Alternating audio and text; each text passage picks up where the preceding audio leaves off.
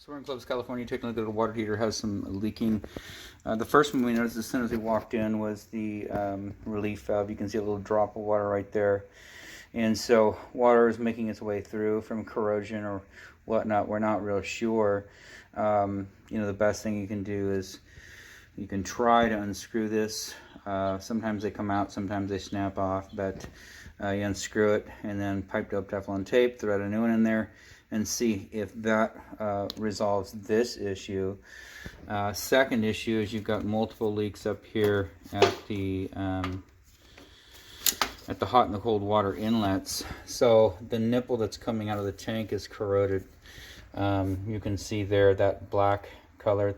So this was a galvanized iron pipe, and at some point, just based on the look of the nut down in here, right down in there, you can see water began there, and then it just began to corrode away the pipe. So those nipples are gone, and honestly very difficult to remove, even if they will come out, because once they rust, you put a wrench on there and try and remove them, and they collapse. So it'd be kind of hard to reattach anything to that.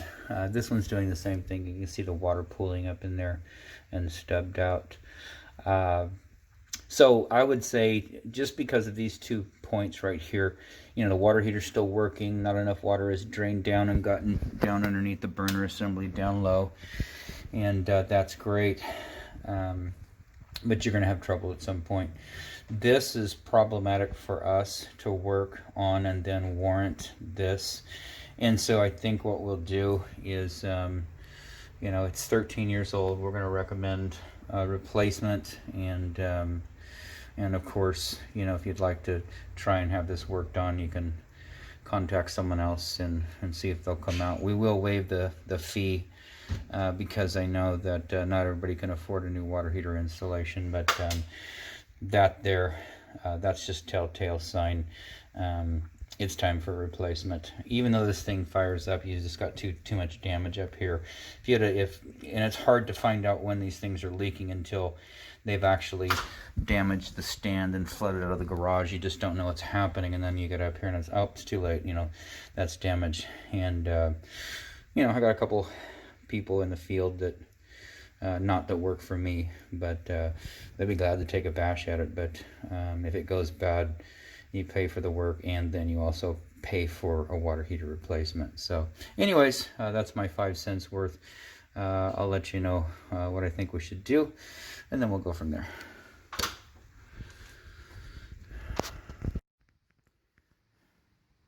And so we're still here in Clovis, California. Got the water heater out, and you can see the damage up top. This is the shell, of course, but the damage around the connectors down to the nipples, that's what we were concerned about. We did want to show you something real quick. This water rolls down, and you can see all the way around the perimeter all these stains. And so that's from water rolling down in multiple locations. And what it does is it fills up the burner assembly. This has got insulation between the sleeve and the stainless steel tank. But you can tell right here, I'm going to tip this just a little bit, try and hold it with one hand. But when we tip it, you can see there's the water. That's all sitting in the bottom of the tank. And so that is sitting, a lot of it's in the insulation, a lot of it's in the beneath the burner assembly. And so when you've got that much water in here, your water heater's done. We've even had that happen on brand new water heaters. We'll have a gate valve that was left in place, and it drips on top. It rolls down, gets in there and fills it up, and it trashes the water heater. So anyways, just want to document that. We'll go ahead and keep working on the new one and take another video when we're done. Still here in Clovis, California, taking a look at some of the pipe we took out. You see there's the cold valve, and valve looks like it's in pretty good shape. Unfortunately, iron pipe doesn't do as well. You can see that's pretty broken down, pretty corroded on the inside, and I can't show you all the way through, but that just keeps getting smaller and smaller and smaller, and until it's finally no flow will go through. This is the hot side, so you can get a better shot from the end. If you look down in there, you can see all of the buildup. So that's calcium sticking to the zinc lining. And so both sides you can see all the way through, and then of course out the end here, you know, that's about a 5/8 diameter, half-inch diameter hole in there. It just keeps building up and building up. And so number one, iron pipe, don't use it for water. And number two, don't mix it back and forth from copper to iron pipe. Anyways, that's all gone. We're not going to address any of your PEX piping because that's not part of the scope of our work. We're just going to reinstall it. Someone had come out and ran some PEX pipe, hot and cold, to I don't know what, but that's not our work. So those there, we're just going to tie them back in to those fittings. So these aren't ours. Those aren't ours. These fittings right here, that one and that one. And then this is not our pipe. We didn't plumb that. But we're giving you a brand new brass tees instead of iron pipe, brass nipples. So there's no more iron pipe in here. Full quarter turn, full port shutoff valve right here. And then of course, brass. So this will be nice when you're done, better flow. This, I don't know what it goes to, but like I say, we're just gonna tie it back in. We're done with that. We won't warrant that because it's not our work, that pipe. And I don't know, maybe it goes to a sink or something. Anyways, I just want to document that the tubing we took out of there, and we'll take another video when we're done. So still in Clovis, California, finished installing this Bradford White 50-gallon water heater.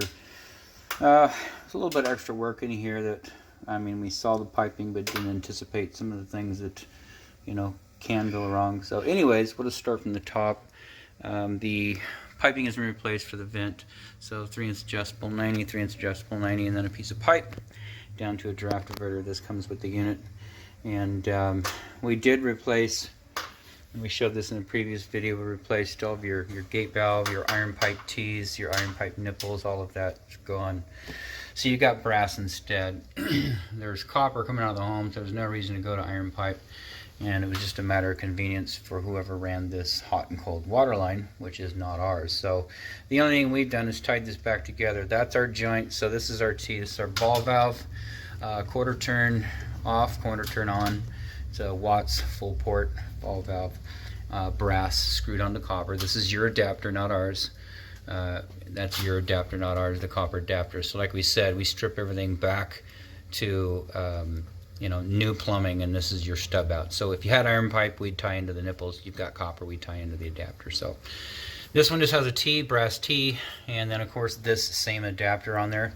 This adapter is not ours, but we did screw it in, so you know, we warrant that this does not drip right here. Same thing, you can't see it because we've got it insulated. And then of course a brass nipple, and then a Falcon stainless steel connector. These are 3/4 inch inside diameter, largest in the industry. Ultra flexible. Take them apart, straighten them out, use them over and over again, replace the gaskets occasionally, but these guys are great. Brass extension down on the tank. We like a nice flat surface down there, and these nipples that are stubbed up have heat traps, little plastic heat traps on them, and sometimes there's a conflict with the gasket. So same thing here, brass T, brass nipple, and then Falcon stainless steel connector down to that. Relief valve comes with the unit. It's a little short piece of pipe. This is the only time we use iron pipe. This is not a potable water line. This is a drain line only. It never has water in it, ever.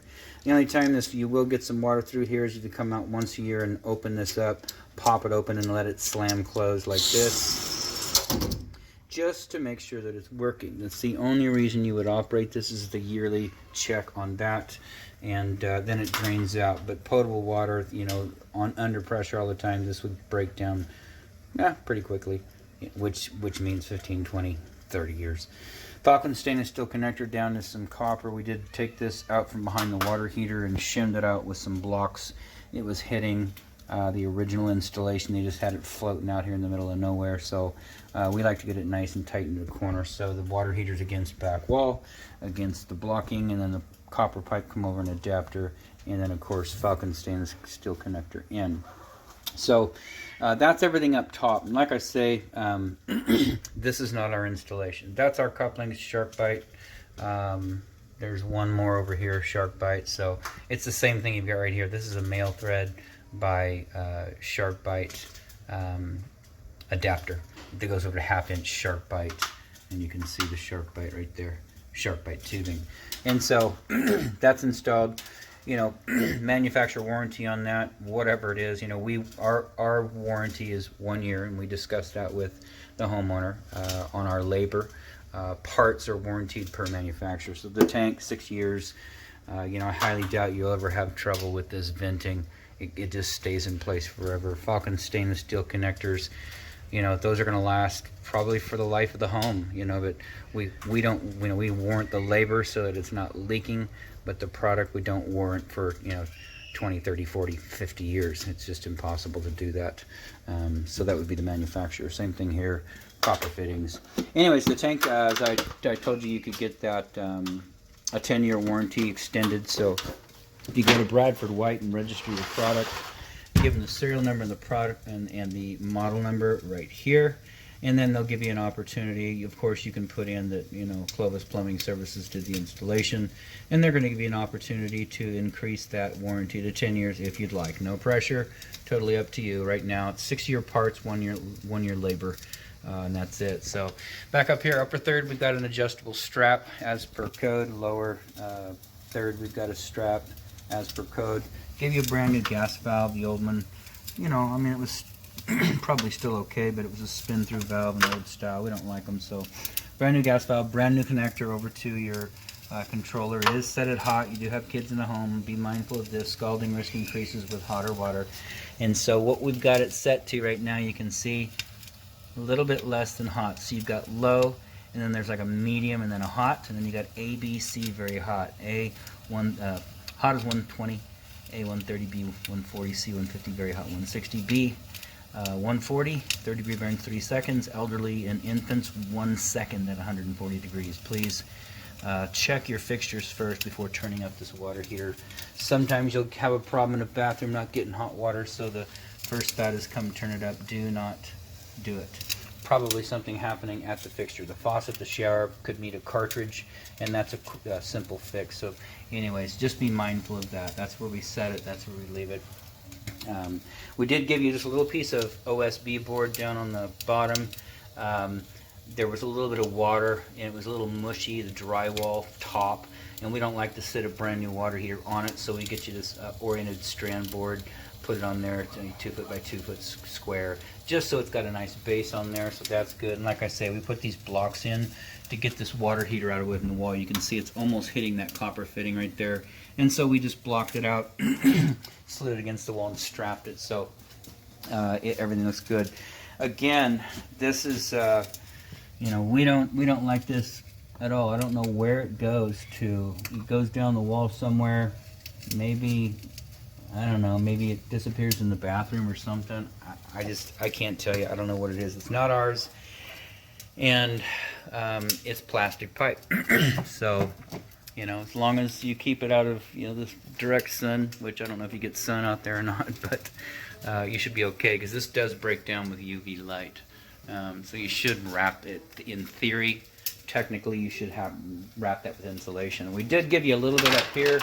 Like I say, this is all, you know, we can't tear the whole building back just to get things correct. So this is exactly the way that it was. You know, we just snuck it through the valve. The valve does function. It does turn on and off, but we did insulate it so it's not sitting on top of our piping here.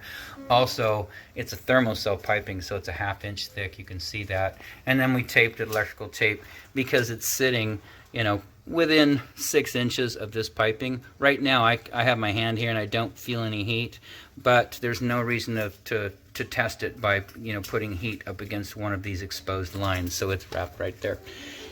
So water heater is lit. Have hot water in about 2 hours. Outside of that, this installation is done.